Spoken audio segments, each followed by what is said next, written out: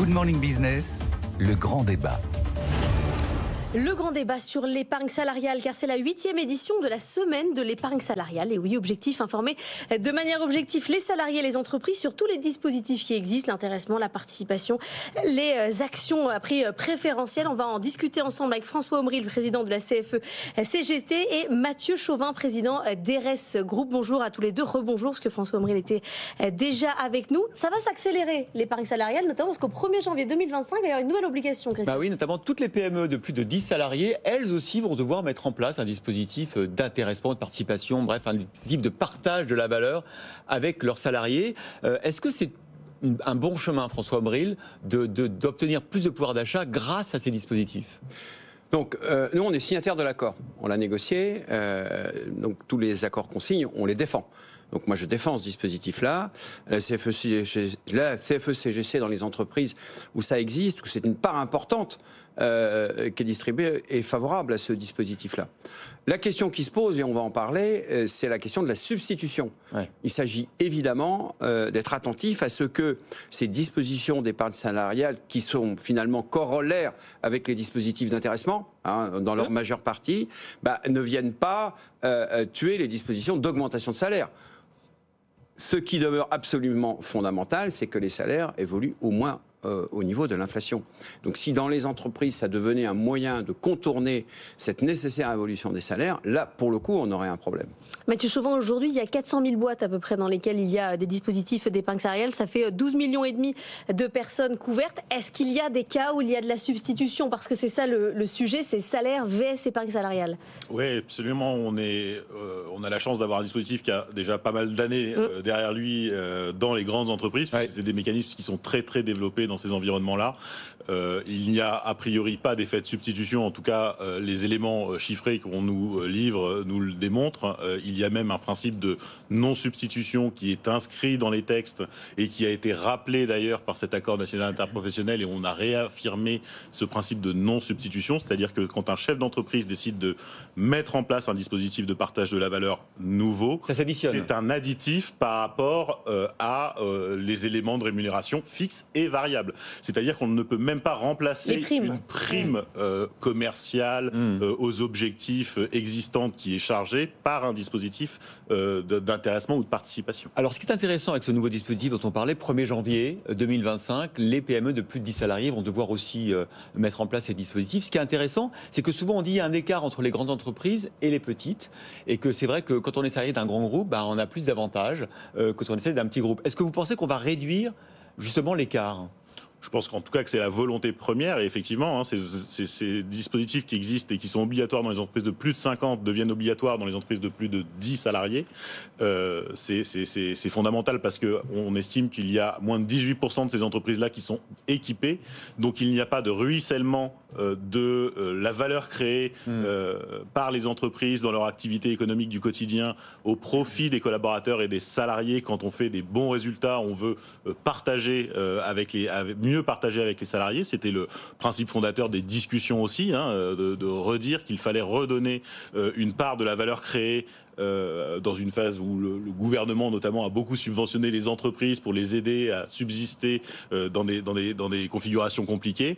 Il fallait aussi que les salariés aient leur part du lion dans cette économie-là, et cet accord vient sanctionner positivement cette volonté. François Omril, comment c'est reçu dans les entreprises en matière de compréhension ? Tout le monde n'est pas gestionnaire de patrimoine. Vous avez la question du versement direct et puis ou du placement que vous pouvez mettre sur un PE, sur un PERCO, avec de l'argent qui peut être bloqué, qui est récupérable mais sous condition. Est-ce qu'il y a aujourd'hui les explications nécessaires pour les salariés ? Non, c'est sûr que c'est un point sur lequel il faut développer beaucoup de pédagogie.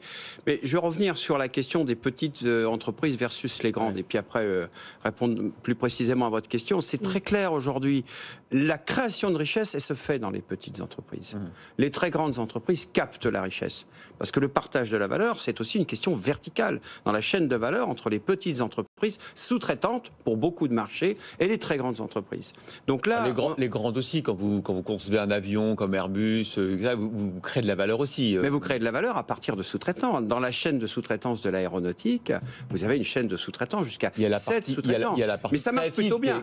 Au passage, votre exemple est très bon. L'aéronautique, justement, la filière s'est organisée de façon consensuelle pour que la valeur soit correctement partagée du plus petit sous-traitant jusqu'au plus grand. Mais c'est pas le cas partout.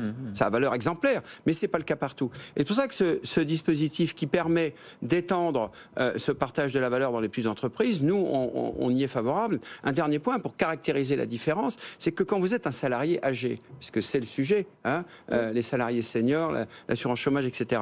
Cet exemple-là, tout le monde le connaît, dans une très petite entreprise, un contremaître dans un garage, quand il part à la retraite, c'est souvent une catastrophe pour l'entreprise, parce qu'il emporte avec lui toute la valeur qu'il représente au travail.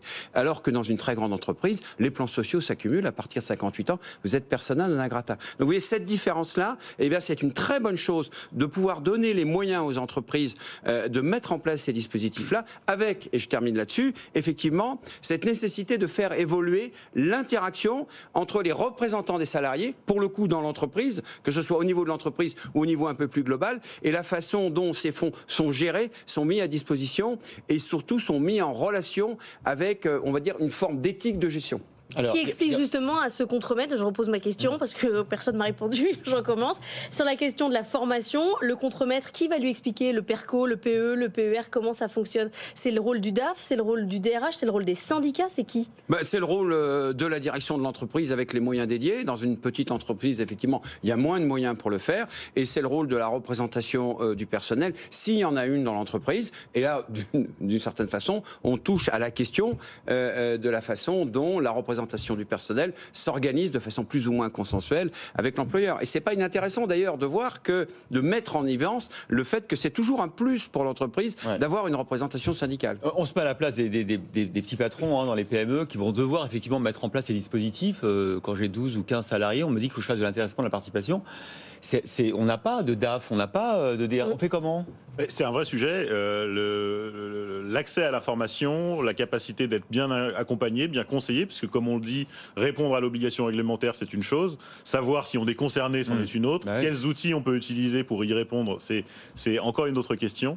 Et pour ça, les bons interlocuteurs qu'on peut avoir auprès de soi quand on est chef d'entreprise en région, c'est son expert comptable, c'est son conseiller en gestion de patrimoine, son courtier, qui sont des gens que l'on forme au quotidien pour justement être en capacité d'accompagner les chefs d'entreprise dans ces réflexions-là.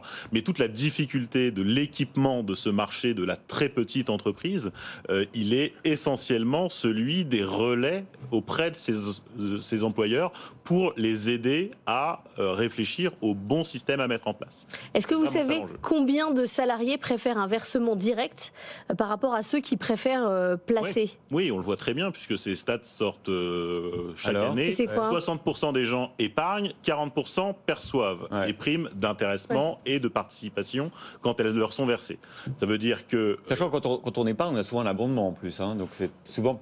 Dans certains cas, dans d'autres non. Et parfois on fait le choix de l'épargne parce qu'on n'a pas d'usage immédiat et donc on n'a pas besoin de trésorerie immédiate. Parfois on veut ne pas payer d'impôt sur la prime qui nous est versée et le moyen de ne pas payer cet impôt, c'est d'épargner ça dans un dispositif d'épargne salariale.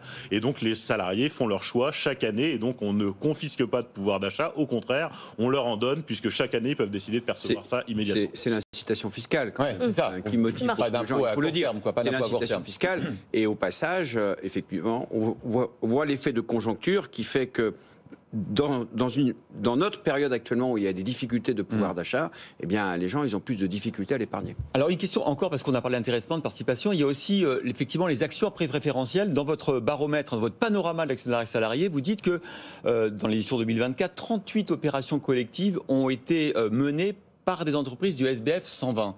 Ça veut dire qu'encore une fois, dans ces grands groupes, que ce soit le CAC 40 ou le SBF 120, il y a souvent des dispositifs d'actions à prix préférentiel. Ce n'est pas le cas dans les PME. Est-ce que vous souhaitez aussi, François Bric, que dans les PME, souvent, parce qu'il y a beaucoup d'entreprises familiales, on trouve des mécanismes d'ouvrir le capital aux salariés? Mais bien sûr, bien sûr. Nous, on y est très, très favorable. C'est un moyen par lequel on associe les salariés aux résultats de leur travail dans l'entreprise. Et je crois que au-delà de l'effet symbolique, parce qu'il faut voir quelle est la réalisation en termes concrets, en termes de volume d'actifs, mais c'est quelque chose qui aide à un objectif commun entre les salariés et le chef d'entreprise pour le développement de l'entreprise. La réconciliation autour du capitalisme. Hein. Mais alors, vous étiez favorable au dividende salarié ou pas? Ou c'était pas une idée Non, on n'était pas favorable à la façon dont ça a été présenté. Alors, on estime qu'il y a suffisamment de dispositifs aujourd'hui, on est en train d'en parler d'un, qui est assez complexe et qui a vocation à s'étendre. Le dividende salarié, nous, ça nous plaît pas parce que c'est quelque chose qui nous emmène sur un autre sujet qui est la maximisation du profit pour l'actionnaire, comme étant un moyen de rémunération du salarié. Mais nous, on n'est pas d'accord avec ça, parce qu'on pense que le problème, justement, les risques psychosociaux, etc., tout ce qui se développe à travers les organisations stressantes, c'est le fait qu'on mobilise les salariés et leur énergie sur la maximisation du profit pour l'actionnaire et non pas sur le développement de l'entreprise. L'ouverture du capital, donc, aux salariés, c'est quelque chose qu'on leur aussi, on peut encore accompagner le chef d'entreprise là-dessus? Oui, absolument, et c'est un vrai enjeu sur lequel nous, on est mobilisés au quotidien, accompagner les PME, les ETI dans le développement de cette association des collaborateurs au capital.